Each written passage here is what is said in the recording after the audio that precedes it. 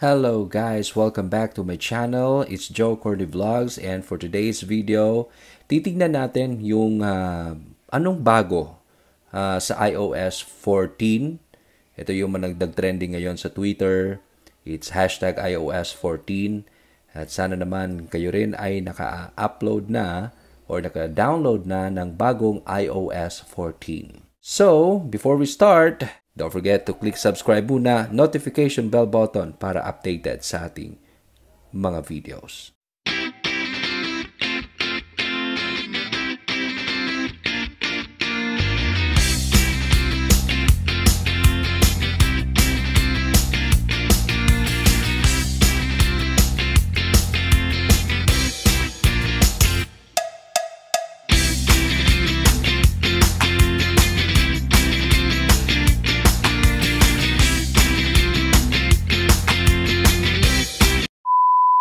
Alright guys, so dito tayo sa pinakabagong iOS 14 at masaya naman ako sa bagong feature ni iOS 14 at sana naman kayo ay naka-download na or naka-upgrade na sa bagong iOS 14 ni Apple.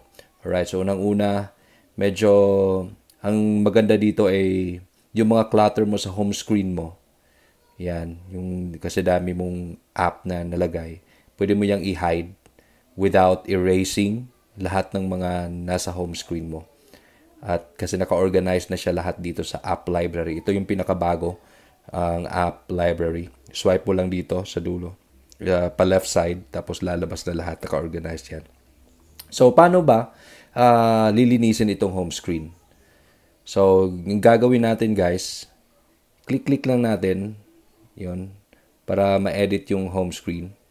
Edit home screen, tapos kita nyo to, click nyo lang dito and uncheck lahat.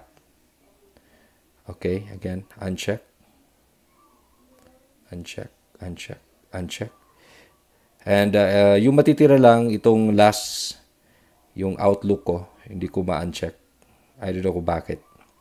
Alright, so yan, nawala na, na-hide ko na lahat ng mga clutter ko sa home screen. So, di bali yung makikita ko na lang pag swipe ko pa right is yung widgets. Yeah, widgets niya. Alright. Ito yung pinakabagong mga widgets. And sa pa left naman is yung app library. So, ito yung mga nasa app mo. No? Yung sa app mo for, yan. And productivity, social media, creativity, utility, shopping and food, entertainment, information and reading, travel, health. Yan. So lahat yung ng mga apps mo, hindi mo na makikita sa home screen, pero dito sa app library, automatic mo makikita siya. So malinis na yung home screen mo. Pwede kang magdagdag sa widget, drag mo to dito sa widget. Drag mo dito. Lagay mo dito. Yan. Para naman may art. Something like that. Yan. So, click natin.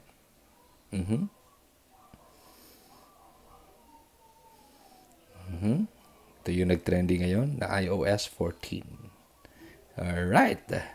So, ito muna yung mga bago. At meron pa pala. Pagpunta mo dito guys sa pagpunta nyo dito sa messages, pwede mo nang ipin yung mga ka-chat mo or mga ka-text mo, mga VIP ka-text mo like your family. Katulad ko, yung asawa ko, ipipin ko siya. Alright, pipin ko siya dito. So naka-circle or naka-bubble na siya dito like sa mga messenger ng Facebook. So automatic, hindi ka na mahihirapan maghanap pa. Click mo lang yan dyan. Alright. So or long press mo lang dito and automatic kikita mo yung message, yung napin mo. Alright, yung message. Ganyan ka-easy yung iOS 14. So maraming salamat guys, and I hope na naka-download na kayo ng bagong iOS 14. Sa mga bago dito sa channel ko, don't forget to hit subscribe and then notification bell button para updated naman sa lahat ng mga videos. Salamat!